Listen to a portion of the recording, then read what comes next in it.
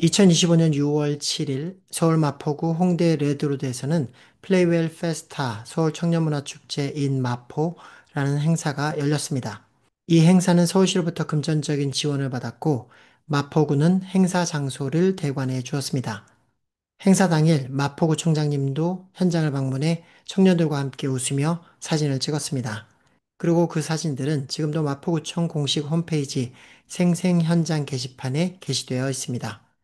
그런데 마포구청장님은 아셨을까요? 함께 사진을 찍은 청년들 중 대다수가 신천지 신도들이었다는 사실을요. 이 사진 속 인물들 중 대다수는 신천지 시몬지파 신도들입니다. 단순한 추측이 아니라 신천지를 탈퇴한 분들이 이들의 이름, 소속교회, 심지어 내부 직책까지 구체적으로 확인해 주셨습니다.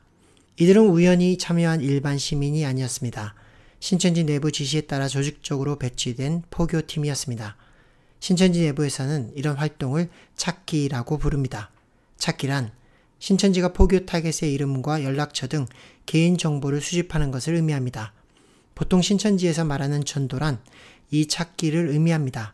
자신이 누구인지를 속이고 접근해 개인 정보를 수집하는 것입니다.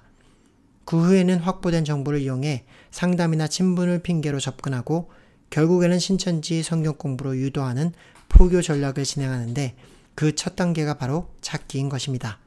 겉으로 보기엔 청년문화 축제였지만 실제로는 신천지 위장 포교의 시작 단계가 실행된 현장이었던 것입니다.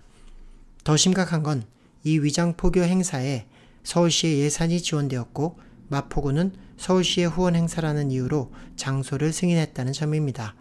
마포구청 담당 공무원의 발언을 들어보시죠. 그냥 신청을 하면 그냥 이렇게 장소를 대관을 하는 건가요? 그럼 내부에서 어떤 이거를 해도 된다. 아니, 그런 건 아니고요. 예. 그건 아니고요. 저희가 이게 아마 서울시 지원 사업이라서 저희가 이거 한 걸로 알고 있고요.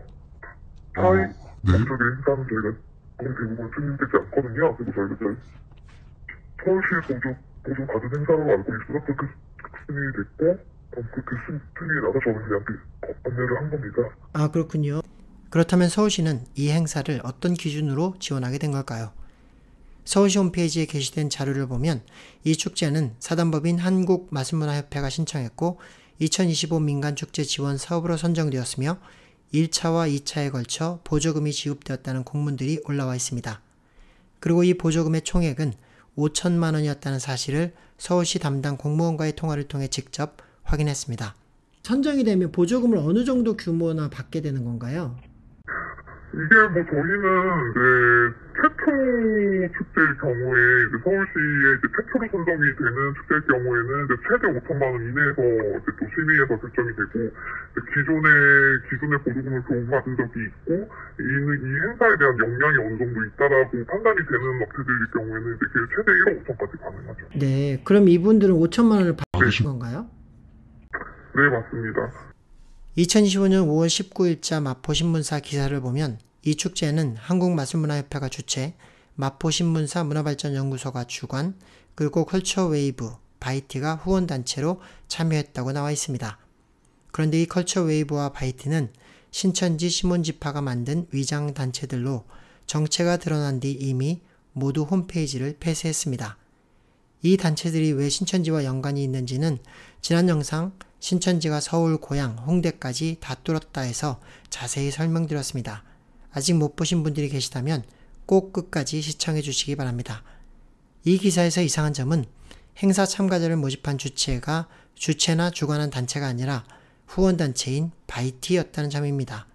인터뷰도 모두 컬처웨이브와 바이티가 진행했습니다. 결국 실질적인 행사 운영 주체가 신천지 위장단체였다는 정황이 드러난 것입니다. 그렇다면 질문이 생깁니다. 한국마술문화협회와 마포신문사 문화발전연구소는 이런 구조를 알았을까요? 아니면 단순히 이름만 빌려준 걸까요? 저는 두 기관에 공식 이메일로 질의서를 보냈습니다. 먼저 한국마술문화협회에는 다음과 같은 내용을 문의했습니다. 이 행사의 실제 기획 및 신청 주체는 누구인지, 마포신문사와 협력하게 된 배경은 무엇인지, 컬처웨이브 및 바이티와 어떤 관계인지, 그리고 실질적인 행사 운영은 어떤 단체가 주도했는지 여쭤봤습니다. 이에 대해 협회의 상임이사는 다음과 같은 답변을 주셨습니다. 초안은 본인이 작성했고 수정 보완과 실무는 마포신문사 측이 진행했으며 컬처웨이브와 바이티가 신천지 관련 단체라면 전국적으로 알리고 예방하는 데 협조하겠다고 밝혔습니다. 그러니까 협회는 행사 운영에는 직접 관여하지 않았고 실질적인 주도는 마포신문사 측이었다는 입장입니다. 그래서 저는 마포신문사에도 아래와 같은 질의를 보냈습니다. 이 행사를 마포신문사 또는 문화발전연구소가 직접 주도했는지, 컬처웨이브, 바이티 등 외부 단체들과는 어떤 방식으로 협력했는지, 마포신문사 문화발전연구소는 마포신문사 소속 부서인지 아니면 별도 단체인지.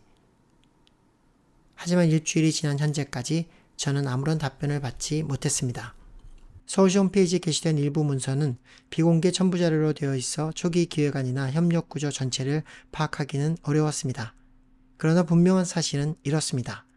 이 행사는 신천지 신도들이 조직적으로 참여한 위장 포교 행사였고 서울시 예산 5천만 원이 지원되었으며 마포구의 공공장소가 신천지 행사에 되관되었고 지자체와 공무원들이 정체를 알지 못한 채 협조하게 된 결과가 발생했습니다.